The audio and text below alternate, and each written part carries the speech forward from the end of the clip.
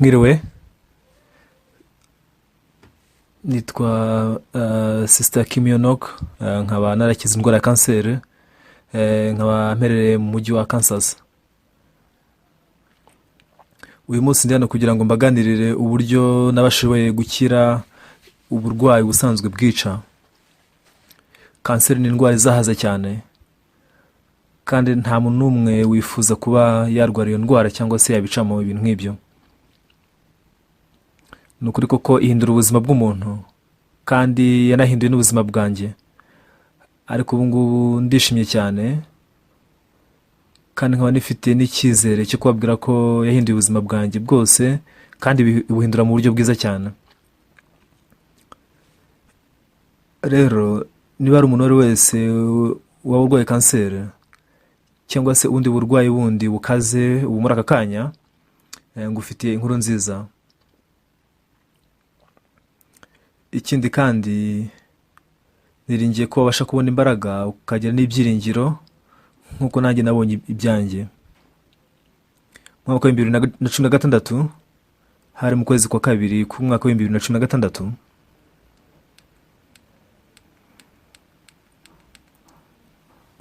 icyo gihe ibibazo kubera imiti nanywaga ya antibiyotike muganga yari yabanje kunyandikira bwa mbere,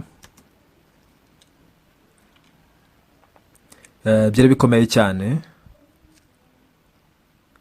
ku buryo banjyanye muri urgence. Umuganga asabye ko bamfata ibizami byinshi bitandukanye, ndetse ansaba ko banyuze no muri kanseri. Byabaye ngombwa ko mara ijoro ryose mu bitaro. Nuko mu gitondo muganga yaje azanye ibisubizo by'ibizami nafashe ndetse na scanner bari banyujijemo. Icyo gihe narebye mu maso he, nuko ngira ubwoba kubera ko yagaragaraga nk'umuntu ukomeye cyane. Yagaragaraga nk'umuntu mu maso he habaga hijimye, ubona ko hakomeje cyane. Nuko araza mfata ukuboko, arangije arambwira ati, ambaza niba umugabo wanjye yaba ahari.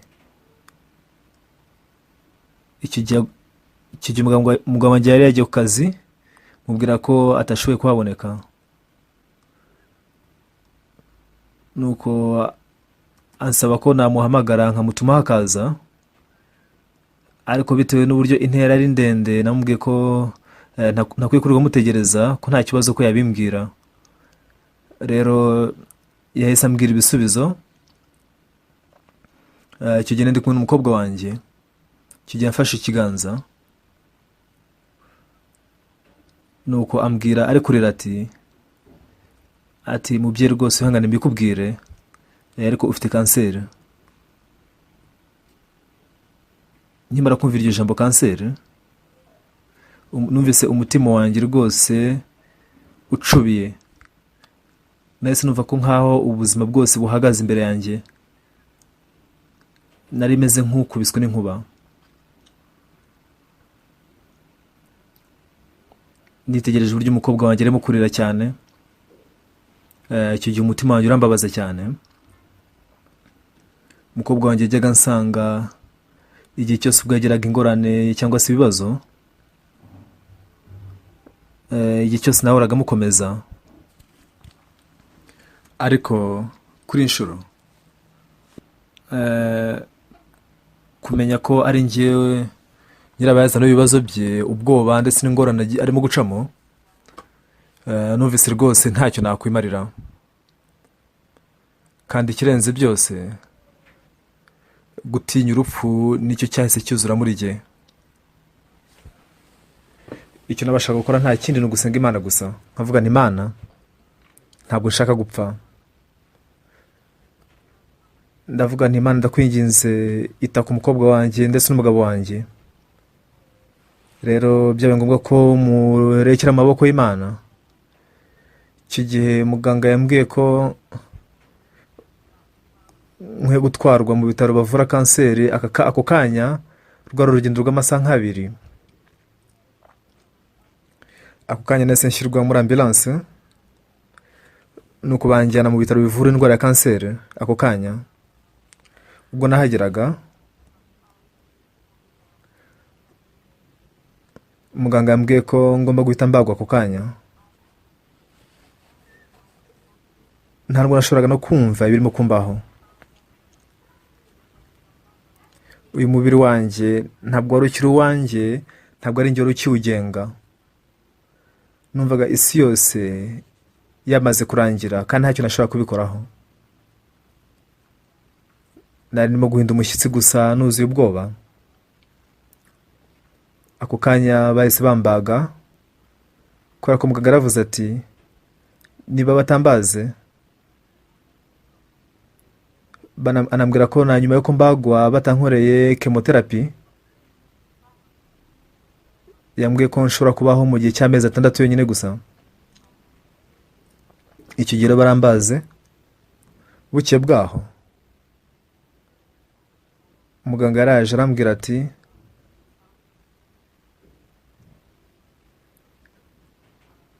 hari litiro 5 z'amatembabuzi yavuye mu mubiri wanjye, ndetse n'ibibyimba 2 binini nabyo babinkuyemo.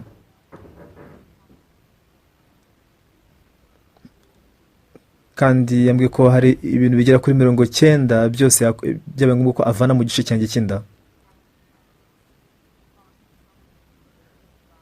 Icyo gihe rero nataye amaraso menshi cyane. Nari afite uburibwe bwinshi cyane, sinashobora kuba nagenda cyangwa se ngo mbe navuga. Ntabwo nari nzi uburyo ngiye kujya mbaho. Rero mu gihe ndi mu bihe bigoye nk'ibyo ngibyo, umuryango wanjye uba muri Korea bose barakoraniye hamwe, nuko biyemeza kunyoherereza umwe mu bavandimwe banjye kugira ngo azanyiteho. Rero banyohereje umuvandimwe wanjye witwa Heyong. Ubwo yahageraga nari maze kubagwa inshuro 2. Icyo gihe narimo gufata imiti, nanywaga imiti myinshi cyane. Icyo gihe yambwiye ko mbere yuko ahaguruka, irambwiye ko yari yavuganye na Reverend Park Oksu, ndetse ko yari yamubwiye ibyo agomba kumbwira. Rero ubwo yahageraga yambwiye byose, ariko bitewe n'imiti nafataga nta kintu na kimwe nigeze mbasha kwibuka. Muri icyo gihe ntabwo nanizeye neza niba koko Imana izamfasha muri ibyo bigoye nari ndi gucamo.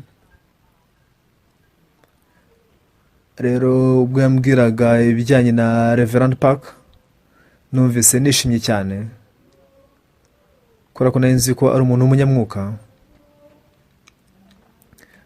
Nari nzi ko ari umuntu wari ufite kwizera njye ntari mfite. Rwose nashatse kuba naganira nawe. Icyo gihe rero umuvandimwe wanjye yasabye ko namuhamagara. Narabikoze, ariko igihe cyose ahora ahuze abwiriza ijambo ry'Imana mu isi yose. Icyo gihe ntabwo yitabye telefone yanjye, numvise ntengushywe cyane. Ariko buke bwaho telefone yarasonnye, nuko ndayitaba, numva ni Reverend Park. Nari nishimye cyane. Rero ubwo nitabaga iyo telefone, ikintu cya mbere yaravuze ngo mushiki wacu Kim, ntega amatwi neza wumve. Yesu ntigeraga atambuka ku barwayi atabakijije. Nkimara kumva ayo magambo narishimye cyane, kubera ko nari nzi neza ko muri Bibiliya Yesu yakije abantu. Nari nzi inkuru nyinshi zivuga ibintu nk'ibyo muri Bibiliya, ariko ntabwo nari nzi ko yakijije buri muntu wese yahuye nawe, kandi ko yakemuye ibibazo byose abantu bajyaga bamushyira. Rero ibyo bivuze ko yakijije abantu inshuro 100% igihe cyose ubwo abantu bazaga bamusanga. Kandi amenye ko nanjye ndi umwe muri abo bantu. rero ntabwo yigeze ntambuka ngo yigendere. ibyo byamenyesheje yuko byanze bikunze yankijije. ako kanya ubwoba bwanjye bwose bwahise bushira, nuko mu mutima wanjye hazamo ibyiringiro. rero nari nishimye cyane, byari ibintu bihebuje cyane, kubera ko natinyaga gupfa cyane. guhera icyo gihe namenye yuko ngiye gukira nkakomeza kubaho. icyo gihe Reverend Park yakomeje kumbwira ibyanditswe byo muri Bibiliya mu gitabo cy'Abefeso ibice 2 haravuga ngo namwe yarabazuye mwebwe abari bapfuye bazize ibyaha byanyu n'ibicumuro byanyu. ndetse n'umurongo wa 8 ukavuga ngo mwakijijwe n'ubuntu bwo kwizera, ngo ntibyavuye kuri mwe ahubwo n'impano y'Imana. mu murongo wa 9 ngo ntibyavuye no ku mirimo kugira ngo atagira umuntu wirarira.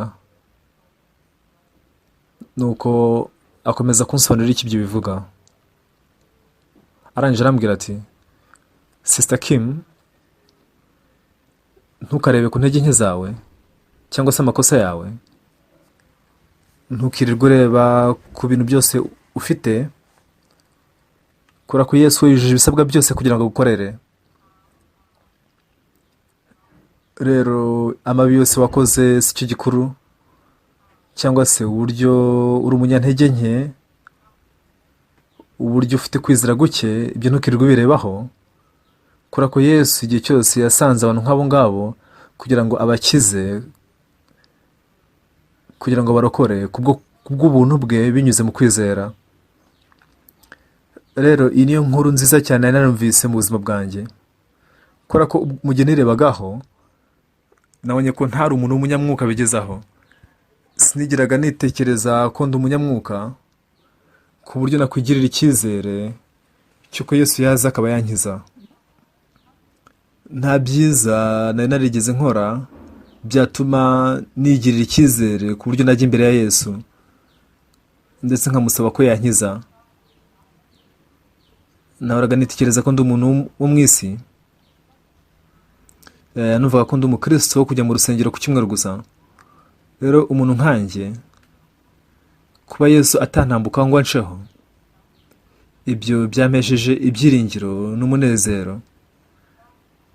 rero nari nuzuye umunezero mwinshi cyane, kandi nashimaga Imana cyane kuba Imana yaranyohereje umuntu nka Reverend Park kugira ngo angezeho ubutumwa bw'ihumure bwo kunkomeza ndetse no kumpa imbaraga zo kubasha gukomeza kubaho. icyo gihe Reverend Park yakomeje ambwira ku mugore wafashwe asambana muri Yohana igice cya 8. uyu mugore yafashwe arimo gusambana. abafarisayo n'abanditsi bafashe umugore bamushyira Yesu. muri icyo gihe ubusambanyi cyari icyaha cyatumaga umuntu nk'uwo yicishwa amabuye. rero ubwo yashyirwaga Yesu, Reverend Park yarambwiye ati, Yesu yatumye amabuye yose yikubita hasi, yose agwa hasi. Yesu yaravuze ati, udafite icyaha muri mwe naba ari ubanza kumutera ibuye mbere na mbere. abantu bose byabaye ngombwa ko bajugunya amabuye bayashyira hasi, nuko baragenda. byari ibintu bihebuje cyane. mu maso yanjye nashoboye kubona Yesu ahagaze imbere yanjye,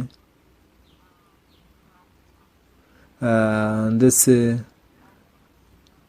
akora bya bipfunsi bya karate, akinga amabuye yose aza anyikubitaho.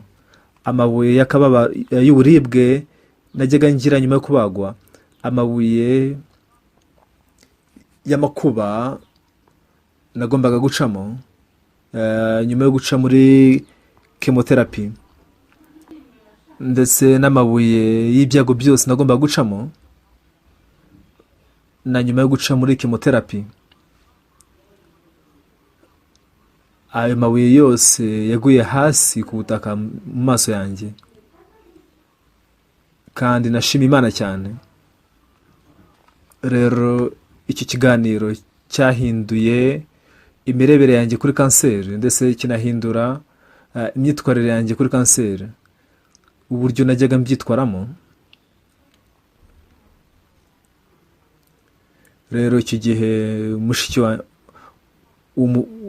umuvandimwe yanjye yaje gutana nanjye iwanjye mu rugo, nuko antekera ibyo kurya byiza cyane. Ni umuririmbyi mwiza cyane, yarimo kundirimbira indirimbo nziza cyane buri munsi wose.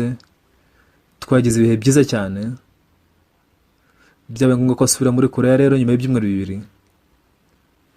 Nuko ntangira ubuvuzi bwa chemotherapy. Ubwo buvuzi ntabwo bwari bworoshye na busa nkuko nari narabibwiwe, ariko kubera ko umutima wanjye wari wuzuyemo umunezero ndetse n'ibyishimo, nari niteguye kuba narenga ibihe ibyo ari byo byose. Byabaye ngombwa ko dutwara imodoka mu gihe cy'amasaha 2 inshuro imwe mu cyumweru kugira ngo tujye mu mujyi wa Kansas kugira ngo bankorere chemotherapy. Byamaze ibyumweru 8. Buri gihe cyose tugomba kujyayo, umugabo wanjye yajyaga amfunyikira ibyo kurya, nuko nkambara nk'abantu bagiye mu butembere cyangwa se muri picnic. Wabaga ari umunsi udasanzwe. Rero twajyaga tujya ahantu. Icyo gihe abaganga bose n'abaforomo bose babaga ari abantu bahebuje cyane kuri jye. Naje kumenya yuko ibyicimo byose uri kumwe n'Imana, Imana ibintu byose irabitunganya. Rero ubu ndi umuntu wizera neza ko Imana iyobora ubuzima bwanjye mu buryo bw'umugisha cyane. Imana yampaye abaganga beza cyane mu isi, Imana yampaye abaforomo beza cyane mu isi. Umuntu wese yabaga ari mwiza cyane kuri jye. Ibyo ndabizi neza kubera ubuntu bw'Imana. Rero twagiraga ibihe byiza cyane buri uko twajyagayo. Abantu bose bajyaga batwakira batunezerewe bitewe n'ibyishimo babonaga twajyaga dusangiza buri muntu wese twahuraga nawe, kandi byose byatewe n'ijambo ry'Imana. Mu gitabo cya Yesaya igice cya 40 umurongo wa 31 haravuga ngo, ariko abategereza Uwiteka bazasubizwamo intege nshya. Izo ntege zaje muri njye. Sinigeze ngerageza gukomera, ariko kubera ko uko ariko ijambo ry'Imana ryavuze, icyo gihe nahawe imbaraga. Kandi kubera icyo ngicyo nta cyongeye kumbera ingorane, nta cyongeye kumbera ikibazo. Mu gihe nakorerwagaho chemotherapy, byatangiye kungora mu gifu cyanjye, mu muhogo, mu kanwa, ku rurimi. Byari bingoye cyane kurya, atari kubera gusa ko chemotherapy wenda yahinduye ibijyanye wenda n'icyanga, ariko rwose n'ibyo kurya narajyaga mbirya nkumva nta buryohe namba bifite. Rero kurya byabaga bingoye cyane. Ubwo nabwiraga Reverend Park, yarambwiye ati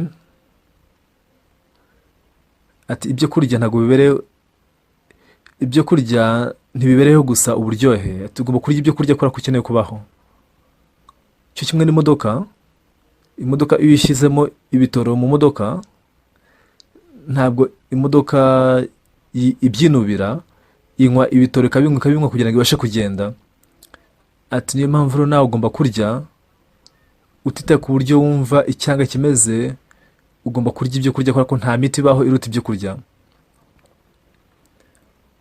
Kubera ko nashaka kubaho, ibyo nabifashe nk'ibikomeye, nuko ntangira kurya. Nakwije ibyo kurya mu nzu yanjye hose. Naryaga mu gitondo, nkarya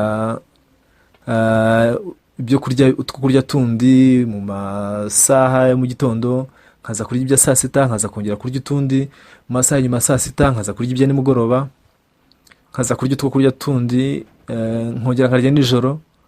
nahoraga ndya umunsi wose, naba mfite inzara ntayifite, ibiryo byabaga biryoshye bitaryoshye. Iyo ari misiyo yanjye, nagombaga kurya buri gihe. Kubera ko nagombaga kubaho, byatumaga ndya kenshi. Kubera iyo mpamvu nashoboye kubaka ubudahangarwa bwanjye bw'umubiri, kubera ko ubuvuzi bwa chemotherapy bwica abasirikare barwanira umubiri.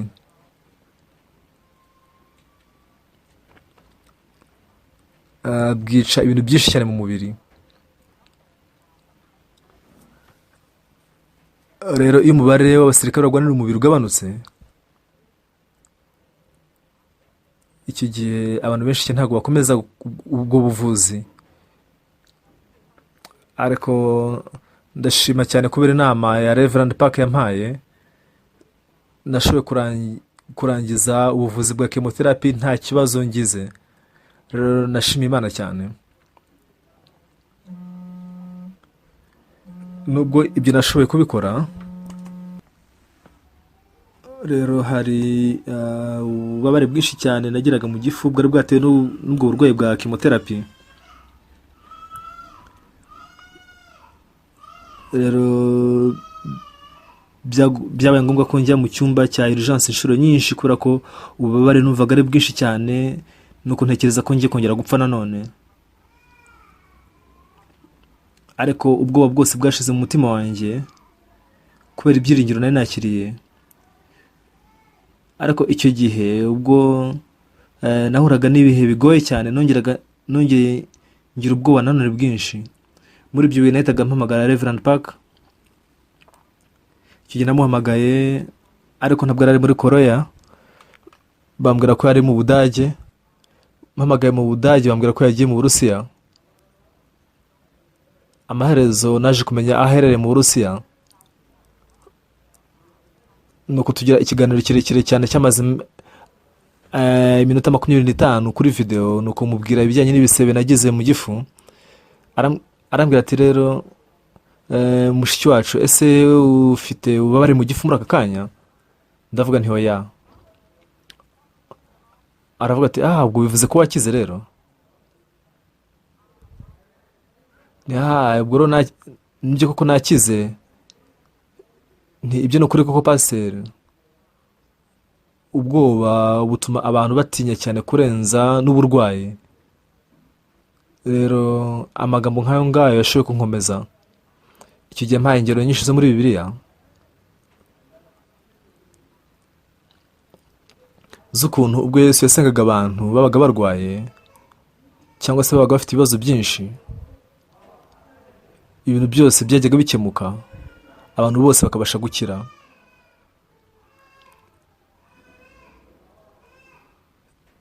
Icyo gihe rero nibwo natangiye kumenya ni mu gihe dufite uburwayi, uba ufite Yesu. Mu gihe ufite ibibazo ugomba kubaza Yesu. Abantu babasha gukira, ndetse n'ibibazo abantu bafite byose bigakemuka. Kuri ubu ngubu mfite formule yoroheje cyane yo kwizera. Uburwayi wongeyeho Yesu bihwanye no gukira. Ikibazo uteranyijeho Yesu bihuye n'igisubizo. Igihe ufite impungenge cyangwa se n'igihe mfite ibicurane ubwabyo, mbasha kongeraho Yesu nkamenya ko nakize. Mu gihe mpuye n'ikibazo, ako kanya mpita nongeraho Yesu, nkabasha kumenya ko cyamaze gukemuka. Ibi byatumye nibuka ibyo Reverend Park akunze kujya avuga kenshi. Mu gihe yararwaye indwara y'igifu, mu gitabo cya Mariko igice 11 umurongo wa 24 haravuga ngo, icyo musaba cyose mu gihe musenga, wizere ko wagihawe kandi uzakibona. Icyo gihe rero yizeye ko yamaze gukira, nubwo arakibabara. Rero yabashije kurya, hanyuma kandi ugende ku kwizera kwe yabashije gukira. ikibazo rero icyo ari cyo cyose yongeyeho Yesu, nubwo wowe ukiri muri cya kibazo ariko ubasha kumenya yuko wamaze gukira. Rero iyo formule niyo ndi kwikoresha buri munsi mu buzima bwanjye. Rero ndashimira Imana cyane ku bw'ibyo, kubera ubufasha bwose nahawe na Reverend Park nashoboye kurangiza ubuvuzi bwanjye bwa chemotherapy. No ku muryango wanjye, umugabo wanjye ndetse n'umukobwa wanjye baranyishimiye cyane. Rero umukobwa wanjye ubwo yarangizaga amasomo ye ntabwo nashoboye kujya mu birori bye byo kurangiza ibirori bye, ariko nabashije kubikurikirana mu gihe nahabwaga ubuvuzi bwa kanseri. Rero wari umunsi w'umunezero cyane. Nabonye uburyo byose byari ibihe bishimishije kandi binejeje. Imana ibintu byose binduye byiza. Rero n'ubu ngubu iyo nongeye nkabitekerezaho mbona ko uretse umunsi gusa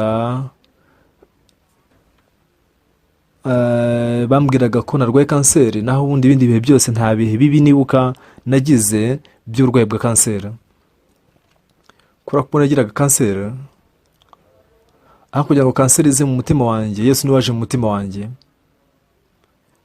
Reverend Park yarambwiye ati iyo abantu barwaye kanseri, kanseri yinjira mu mibiri yabo, kanseri igatangira gukora. Ariko Yesu yinjiye mu mitima yabo, Yesu atangira gukora. Rero ndashimira Imana cyane kuba Yesu yarinjiye mu mutima wanjye mu gihe nari narwaye uburwayi bwa kanseri. Uyu munsi rero namaze gukira kanseri neza, hashize imyaka 4 nciye muri ibyo bihe byose. Ubu ngubu mfite ubuzima bwiza cyane kurenza ibindi bihe byose.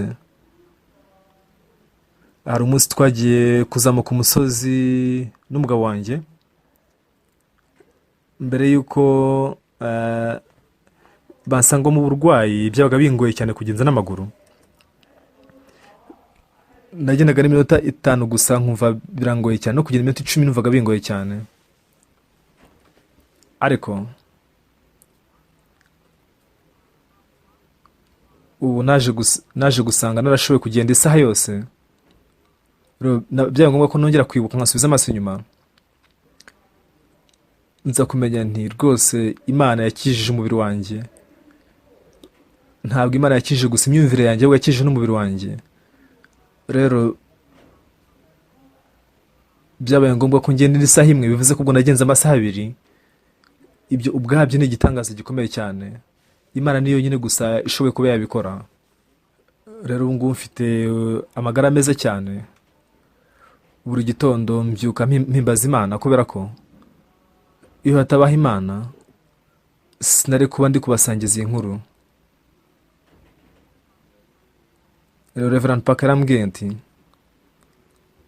ubwo Yesu yasubiraga mu ijuru, yaduhaye ibyo dukeneye byose kugira ngo tube mu buzima bwacu, kandi ibyo dukeneye byose biri mu ijambo ry'Imana.